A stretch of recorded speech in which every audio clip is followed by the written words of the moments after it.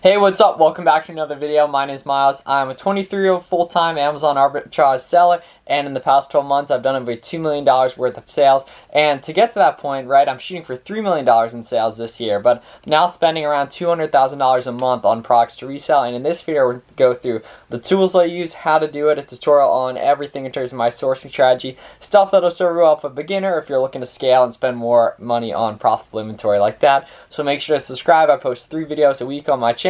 Get a free trial of SellerAmp. Check out our podcast, The Buy Box Bandits. Hope you enjoy, and let's get right into my screen and do some screen sharing.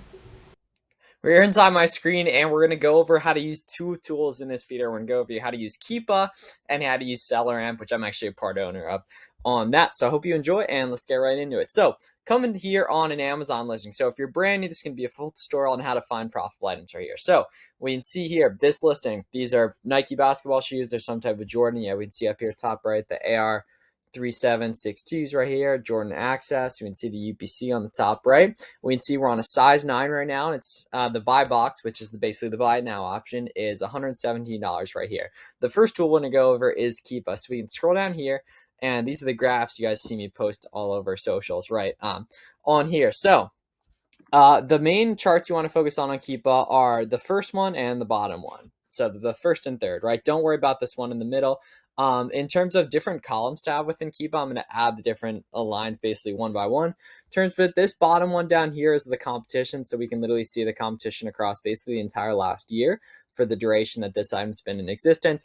A decent rule of thumb in terms of competition is it's much more important the trend of the competition rather than the total sellers. We can see the trend of the competition hasn't changed too much across the past 3 months basically, but over the last year there's a big difference. If you're not buying big quantities of stuff, you can just focus on like the 3 month, but it's important to note if you're focusing on seasonal type items where it's like pools, where now that summer's ending, right, pools are in a lot less demand. But for example, back to school's coming up, so right now backpacks are in really big demand, so the demand for backpacks is going to be a lot higher now than it is 3 months from now and than it was 3 months ago, right? But something like a pool, the demand is going to be a lot higher 3 months ago than it is now, and it's going to be a lot less 3 months from now.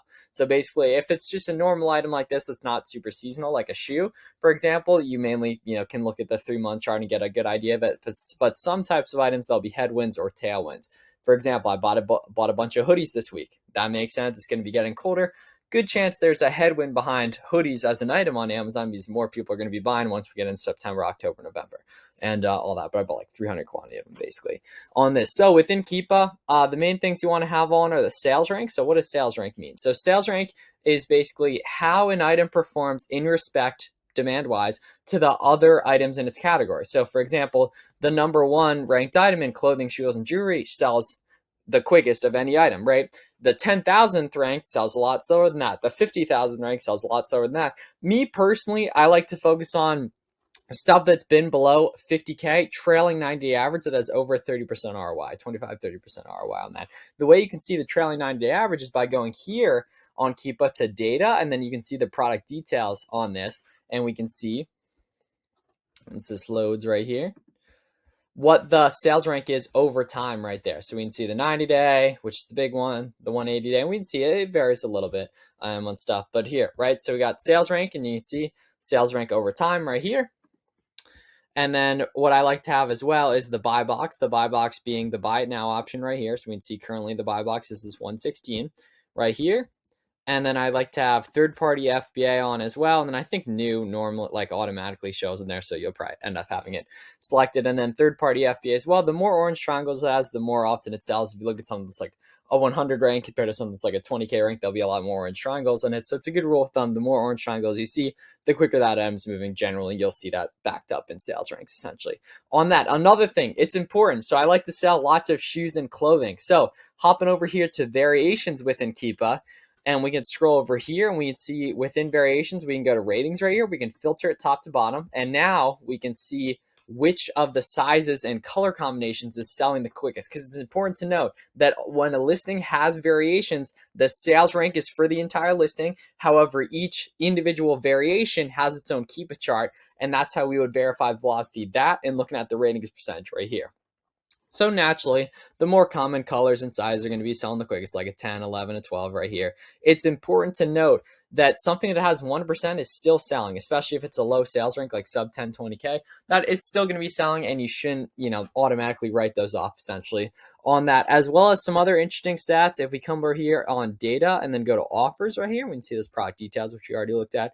Right here, if we go over to offers, I don't really trust these stock counts right here. What I do like is we can come over to first seen and filter top to bottom, and you can see how long sellers have been on a specific item right here, which is pretty interesting to get an idea of like the replenishability and stuff like that, which is pretty helpful on that, as well as taking a look at the buy box statistics right here. We can see what percentage of the buy box share different sellers have gotten and at what price. This is really helpful when down the line, when you're listing items, setting your minimums and maximums on your repricer. So right there, which I'm a big fan of, you can see it over 30, 90, 180, 365 days, and you can see it changes, right? You can see oftentimes if someone has like 50 to 70% of more, it's probably going to be an item you want to stay away from. But this is a Nike Jordan listing, so we know there's aren't going to be other, the brand isn't going to be selling it, Amazon isn't going to be selling it. It's another thing you want to have on Keepa is what if Amazon's on it, you want to have that selected so you know. Not a big fan of competing with Amazon personally. Some people would disagree with me, which is fine on that, but I personally stay away from competing with Amazon on that. Okay, so that's the basics of Keepa. I also have lots of other videos. You guys will see me using it in pretty much every video where I'm doing a screenshot tutorial on that. The other tool to use for sourcing is SellerAmp right here. So I use no tactical arbitrage. I don't use any lists, groups, anything like that. I have no virtual assistants to help out with sourcing. I just do SellerAmp reverse sourcing right here. So SellerAmp is, by the way, Keepa's $20 a month and SellerAmp is $17 a month. So if you're not already using Keepa and SellerAmp, make sure you can literally get a free trial of SellerAmp at selleramp.com. On that, so we can come over here on SellerAmp. So SellerAmp gives us profit calculator. It's also a mobile app as well and a web app. If we just click open right here, though we're mainly going to be focusing on the Chrome extension right here for SellerAmp right here. So on the Chrome extension, on every item, it'll pop up. You can actually move it around too, which is pretty cool. I like having it in the you can do top or the left, you can do over the right.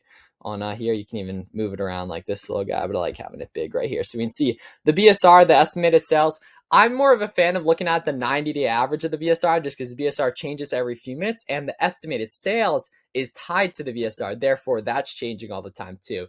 On that, then we can see the sale price as well as profit. If let's say we found this for like $50 right here, and see, can we actually find this? We just hit the Google on here. It's looking like we're probably not finding this. Google shopping.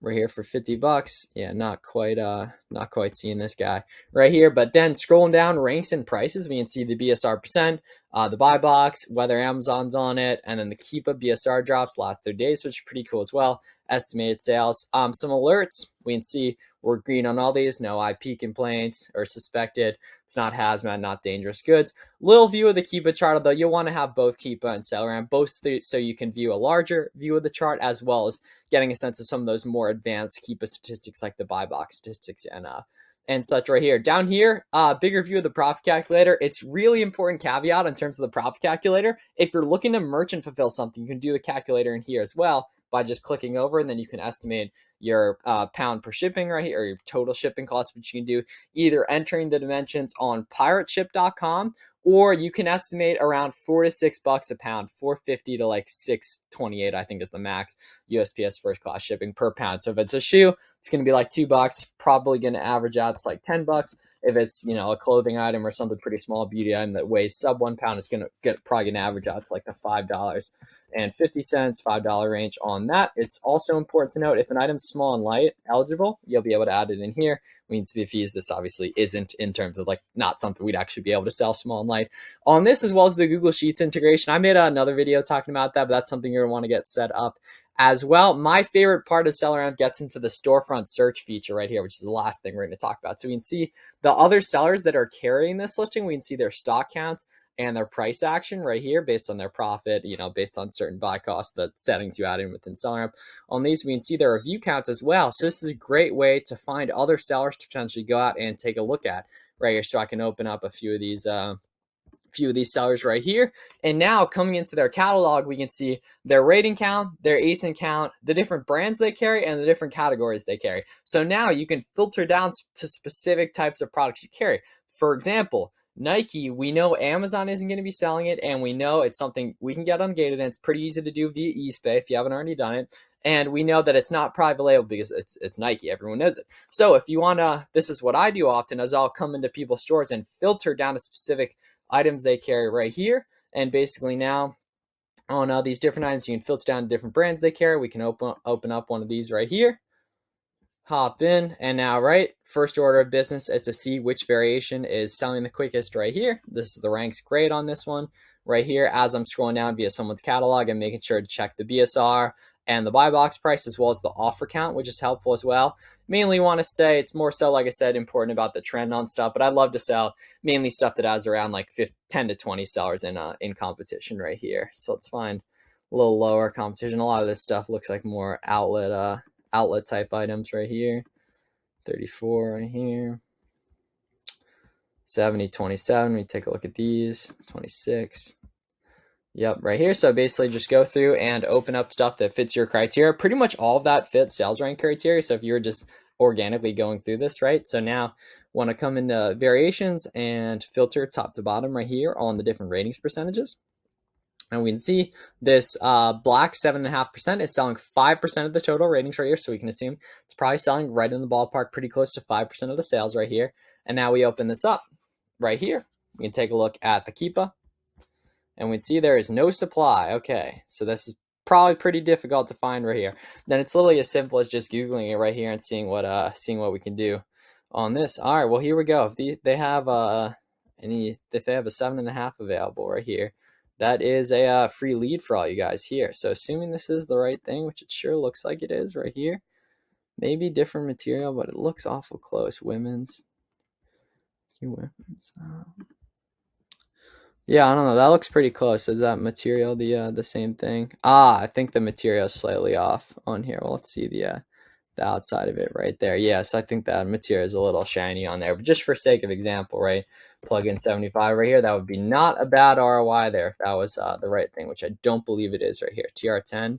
Yeah, these are TR9s right here. Yes, it's a slightly different model as well right here. But basically, my entire thesis is doing reverse sourcing, right, which is opening up successful seller store that have lots of ASINs, that have lots of reviews, taking a look at what they're carrying that fits my velocity and price stability criteria, which I can see from the Keepa and the competition, the offer counts and such on that and everything, and then going out and looking for those items profitably, taking advantage of competitive advantage like using Rakuten and cash back, different coupons, loyalty rewards accounts, potentially buying discounted gift cards as well, which is a whole nother video on that basis. So that is exactly what I do to spend $200,000 a month sourcing profitable items on that. I hope this video helps. If you're a beginner, you're looking to someone to get into reverse sourcing and all that, make sure to get a free trial of SellerAmp. Subscribe to the channel. Thank you guys so much for watching, and I'll see you guys in the next one. Thanks a lot.